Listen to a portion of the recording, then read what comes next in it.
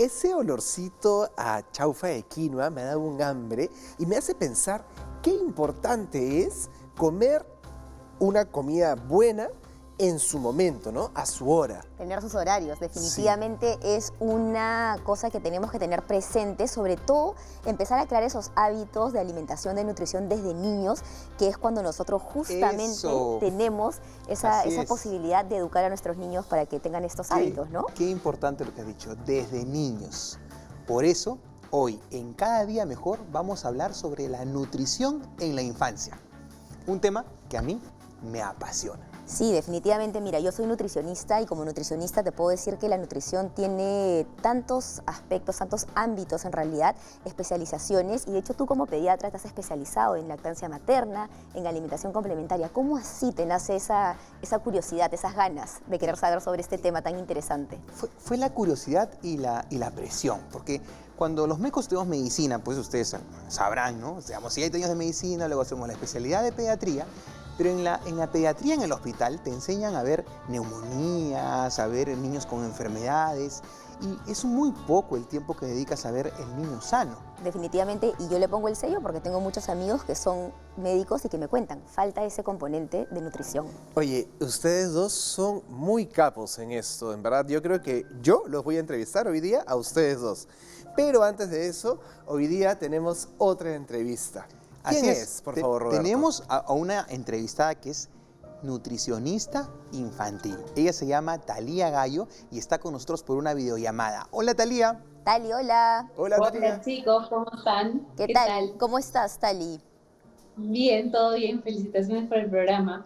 Muchas gracias. Tali, tenemos aquí un tema que es muy importante y sabemos que es tu especialidad y sabemos que bueno, tú lo dominas. Muy bien, ¿cómo es este tema de la alimentación en los niños, ¿no? ¿Cómo cambia entre un niño y un adulto, ¿no? Y también durante las diferentes etapas de la infancia y de la adolescencia.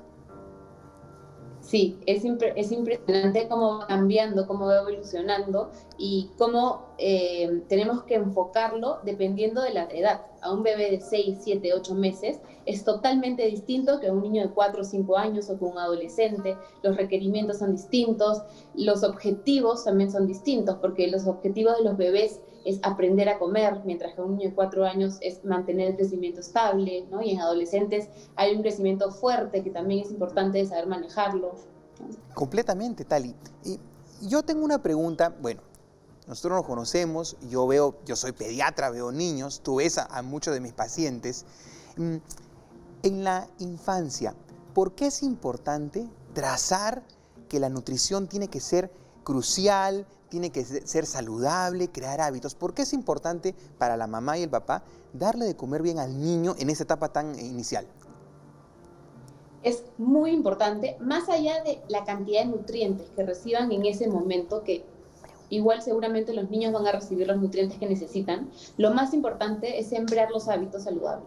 A esa edad los niños tienen que aprender a comer verduras, aprender a comer también frutas, menestras, proteínas de origen animal, etc. Dependiendo obviamente de cómo se come en cada casa, pero lo ideal es que tengan todas las herramientas necesarias para que pueda el niño comer sano a lo largo de su vida y prevenir enfermedades que están ahorita bastante fuertes, ¿no? El tema de enfermedades crónicas como la diabetes, problemas del corazón. Exacto, eso, ¿no? Tenerlo como herramienta para que siempre puedan comer las verduras y no estar con problemas de enfermedades como estas, ¿no? Que estamos hablando, enfermedades crónicas. Thalía, perdóname que te interrumpa, y es que me llama mucho la atención lo que dices, porque estas costumbres es de una vida, digamos, normal, pero en este contexto de pandemia debe haber algún cambio en los hábitos de las comidas que se hacen, que se preparan, se consumen, porque me imagino también que cuando uno está tanto tiempo en casa suele picotear más seguido, ¿no?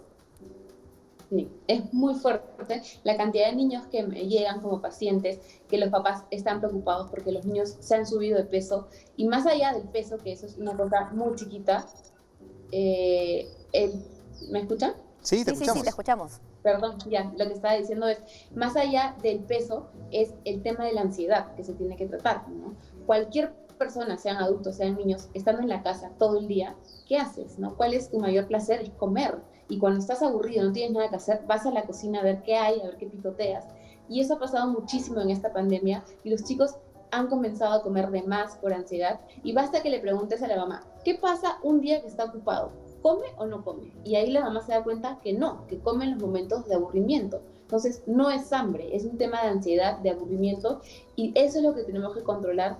Yo lo que siempre propongo es poner horarios, establecer horarios de media mañana, de media tarde, y que no sea simplemente, por ejemplo, darle la mandarina ya peladita para que la coma, ¿no? Hacer como todo un evento de esa media mañana y que pelen ellos la mandarina, cojan el plato, terminen de comer, laven, y todo ese proceso toma tiempo. Claro, entonces, y es importante, come, ¿no? la mandarina y se olvida, a la media hora quiere comer de nuevo. Es súper importante involucrar al niño en estas acciones, que esté presente, que esté involucrado, como dices tú. Ahora, yo te pregunto algo, como, digamos, colega nutricionista, ¿cuáles son, digamos, las condiciones o las enfermedades más comunes que se ven en niños desde temprana edad, ¿no? ¿Cuáles son estas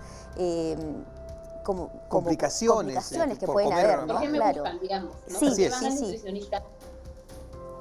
Hay varias cosas.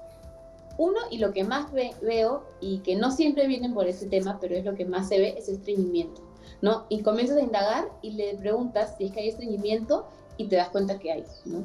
Y eso es algo que, bueno, Roberto, tú también lo ves, me imagino, que la mayoría de niños sufre de estreñimiento porque la dieta no es adecuada, ¿no? Vienen también por temas de anemia. Lamentablemente cada vez hay más anemia. Las cifras están subiendo bastante, sobre todo en esta pandemia. Y bueno, es importante también trabajarlo. Roberto, y tú me imagino que debes ver esto mucho en tu consulta y aquí de repente Tali nos puedes acompañar en el siguiente bloque, tenemos unas preguntas, pero tú has visto quizás el tema de anemia y que muchas veces hay esta idea de que si el niño está está gordito o está fuertecito, entonces no tiene ningún problema y no es el caso, ¿no? No es el caso, yo les explico a las mamás muchas veces que pueden haber gorditos anémicos. Totalmente, definitivamente. Entonces, bueno, Tali, vamos en el siguiente bloque a continuar contigo con algunas preguntas porque es un tema súper interesante y aquí regresamos en Cada Día Mejor. No se olviden de seguirnos en nuestras redes para que puedan dejar algunas dudas, consultas que tienen y nos vemos en el siguiente bloque en Cada Día Mejor. Volvemos.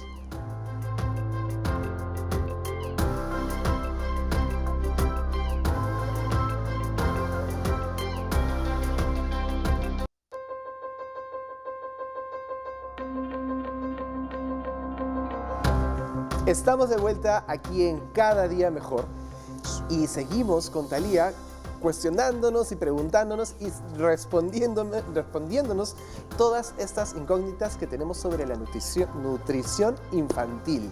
Maca quedó con una pregunta pendiente, por favor, ¿la puedes repetir? Definitivamente, Tali, mira, es un tema bastante interesante, importante, el tema de las alergias y las intolerancias, ¿no? Que cuando cuando los niños empiezan a comer, empiezan a aparecer estos episodios, ¿no? Cuéntanos un poquito de cómo determinar si el niño tiene o no una alergia, una intolerancia.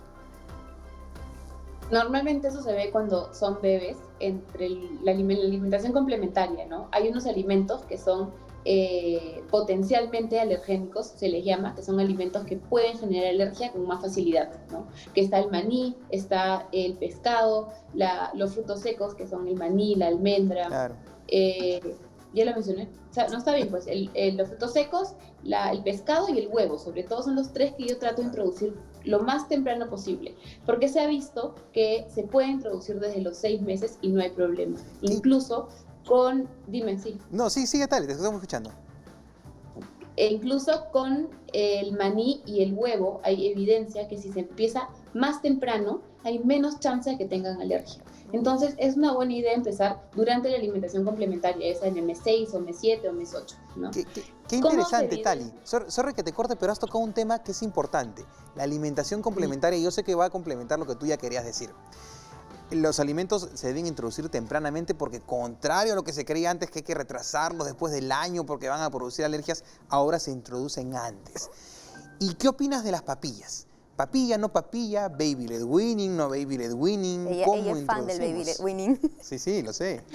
En realidad, no es que sea fan de uno o de otro, y eso es lo que yo siempre trato de explicar. No es que sea blanco o negro. Nosotros queremos que los bebés al año lleguen comiendo con la mano, con la cuchara, con el tenedor, que coman cosas sólidas, cosas blandas, cosas mezcladas, ¿no? No tenemos que solamente guiarnos de un método, podemos utilizar todos los métodos. De los 6 meses al año es el momento en el que tenemos que formar ese paladar. Ese paladar es un paladar nuevo, que no conoce nada. Entonces depende de los adultos hacer que ese paladar te acepte de todo. Y se ha visto, hay evidencia fuerte que demuestra que estos bebés que comen de todo, te comen cosas duras, digamos, o cosas jugosas, o con la mano, con la cuchara. Cuando son niños y tienen 4, 5, 6 años, te comen muchas más verduras y frutas, que son texturas más raras, ¿no? Entonces Talía, sí es importante que coman de todo. Dime. me encanta esto que has estado diciendo, que coman de todo, coman cosas más duras, más blandas. Y el comer de todo me llama o me evoca a la idea de las costumbres o las alimentaciones vegetarianas o veganas.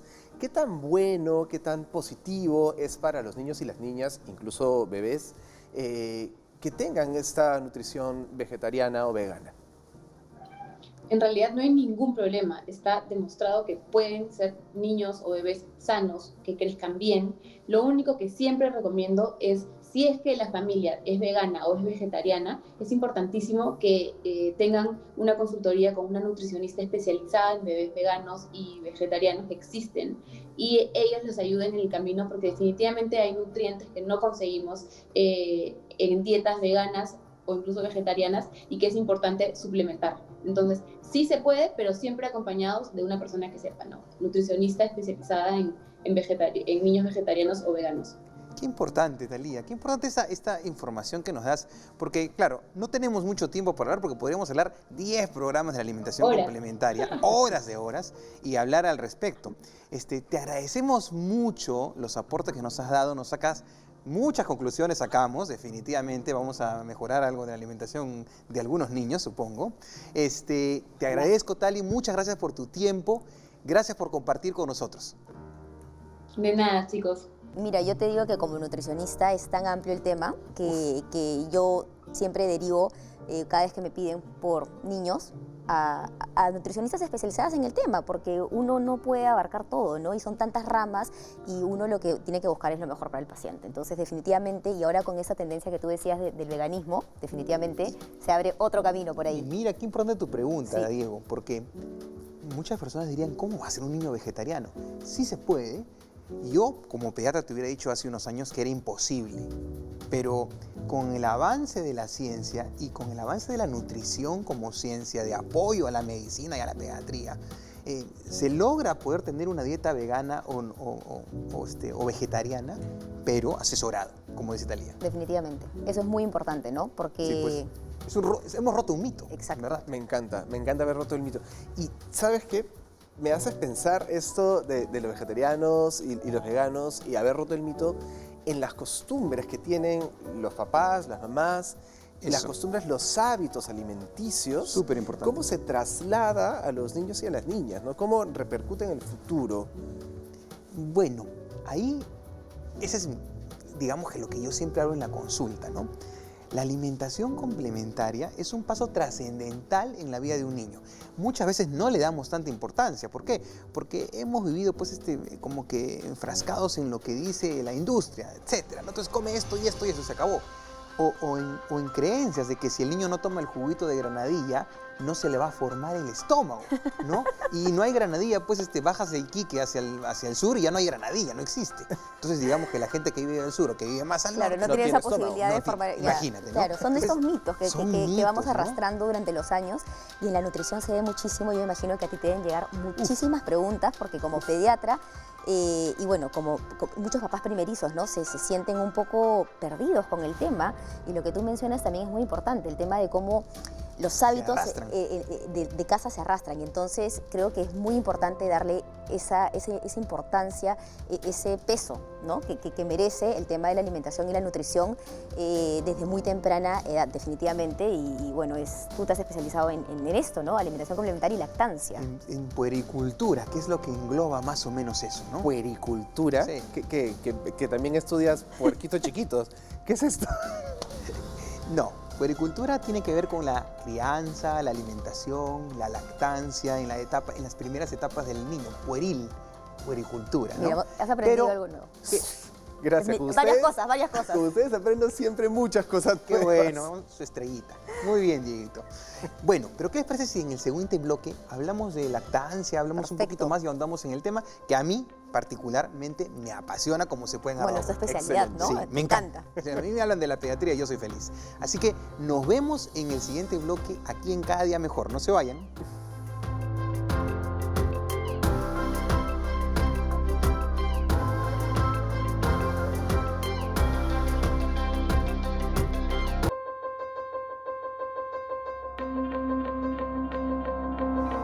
Ya estamos de vuelta aquí en Cada Día Mejor hablando sobre la nutrición en la infancia, un tema crucial, y nos quedamos hablando sobre la lactancia materna. Y aquí tenemos a un invitado, un especialista en el tema, el doctor Roberto Somocurcio, que él tiene una especialidad en lactancia materna y en alimentación complementaria. Por favor, cuéntanos. Gracias por la invitación. Me siento honrado de estar en este programa. En verdad, los sigo siempre, los veo todos los días. Me encanta. Cuéntanos sobre la lactancia materna. Por ejemplo, ¿no? Muchas mamás piensan que no pueden tomar café mientras están dando de lactar. ¿Es verdad? ¿Es un mito? Entonces, la lactancia materna tiene pues millones de mitos, ¿no? Yo creo que las mamás traspolan la idea de la gestación, por ejemplo, y que no pueden comer un montón de cosas ni tomar muchas cosas, y la traspolan a la lactancia. Y no es así. Efectivamente, en la lactancia, la glándula mamaria es una glándula que produce una secreción que se llama leche. Y puede tener sustancias, pero son mínimas, son en verdad contadas con los dedos las cosas que la mamá no puede consumir, ¿no? Hay el alcohol, hay la cafeína, dicen algunos, pero en verdad tendría que tomarse, pues, no sé, creo que 4 litros de café para que realmente le haga algo al niño, ¿no? Entonces, yo siempre les digo la más tranquila, segura, no pasa nada. Bueno, eso es algo sumamente importante, sumamente fundamental conocerlo, porque el tema de los mitos, como tú dices, ¿no? A veces pensamos que cuando estamos dando de lactar es igual que gestar y no Sí, es lo mismo. claro. Y ahora cuéntame, con el tema de la lactancia materna, me imagino que también hay pasos para poder educar a la mamá y tener esta conexión, ¿no? Y enfatizar hasta cuándo, por ejemplo, se le da de lactar o cuál es la edad mínima, ¿no? Que uno tiene que darle de lactar sí o sí, porque muchas mamás dejan de dar de lactar a los 3 meses, más o menos. Bueno, la leche materna es el alimento ideal para el ser humano. No hay mejor alimento para un hombre o una mujer que la leche materna.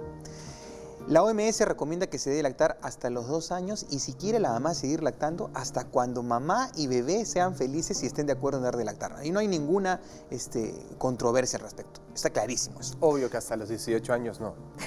Probablemente no, porque no va a pasar, no va a haber la cantidad suficiente. Y eso es bien, qué bueno que lo toques, Diego, porque muchas personas creen que la leche materna deja de ser un alimento nutritivo y tu leche se vuelve agua. Eso es ¿No es cierto? he escuchado Ya. bastante eso. Entonces, ¿qué es lo que pasa? Generalmente hasta los 6 meses la leche materna suple el 99.9% de los requerimientos nutricionales de un niño.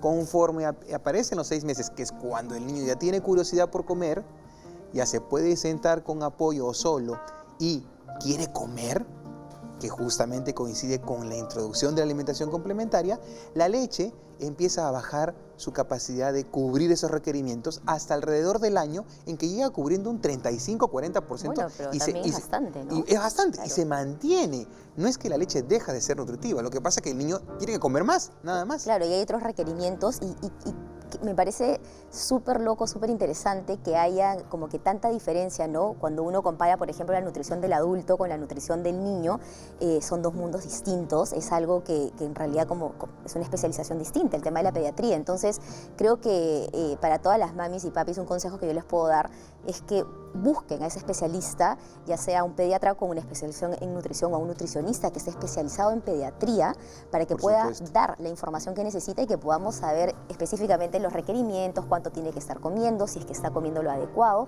y así nosotros podamos ir creando estos hábitos de lo que hablábamos al principio del programa, Esos para hábitos. que podamos nosotros, porque finalmente los empezamos a tener desde muy niños, entonces tenemos que dar ese paso importante de tener ese acompañamiento para el desarrollo y crecimiento en el tema de la nutrición de los niños, definitivamente. Diego, ¿sí algo que decir? Sí, lo que pasa es que estaba te vi pensando en los hábitos, sí, me estaba pensando todo lo que ustedes han dicho Estás y apuntando pensaba, todo, ¿no? estoy apuntando todito, porque hoy día mismo voy a mejorar mis hábitos alimenticios. Los hábitos en general, los hábitos son muy importantes para generarnos disciplina en diferentes áreas de nuestra vida, pero los hábitos alimenticios no solamente es para generarnos disciplina, sino para generarnos salud. Claro. ¿Sí? Y hablando de esto, debemos empezar a discernir estas creencias que tenemos entre las creencias limitantes, que son estas probablemente costumbres antiguas, como la que me comentaba hace un rato Roberto, de chancar el higo y colarlo o pasarlo por un mantel. Sí, hay mucho, ¿no? la granadilla. La granadilla, claro, la granadilla para formar el estómago son muchas veces creencias limitantes que no nos permiten buscar más allá y ayudar al niño, a la niña, al bebé a desarrollar hábitos diferentes, a acostumbrarse a diferentes tipos de comidas, de alimentos, de insumos, y más bien cuestionar esos hábitos, estas creencias limitantes, para poder desarrollar unas nuevas e investigar.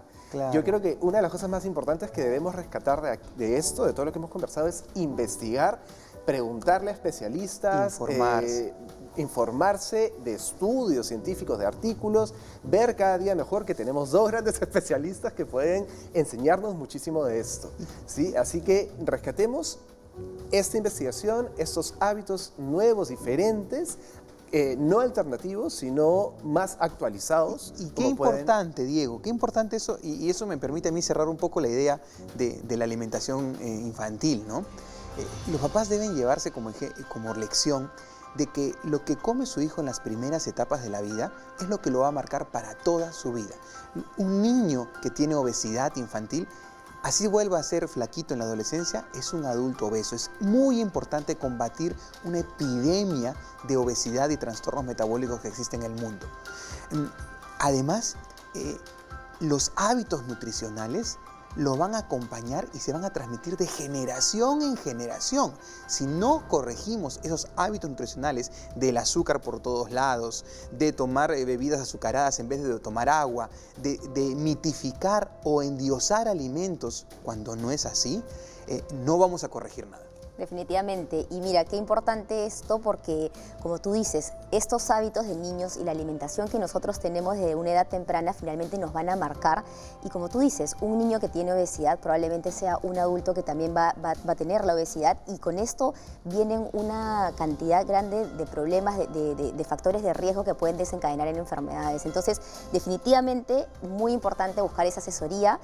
Aunque el niño no tenga sobrepeso, igual es muy importante buscar esa asesoría profesional y que nos puedan ayudar, porque finalmente queremos lo mejor para nuestras niñas y nuestros niños. Así es que espero que este programa les haya servido. De hecho, la información es súper rica, muy buena, y con esto queremos nosotros también recordarles que nos sigan en nuestras redes sociales para que puedan tener mayor información. Si tienen dudas, preguntas, consultas, las pueden dejar por ahí, y nos vemos en el siguiente programa aquí en Cada Día Mejor. ¡Chao! ¡Chao!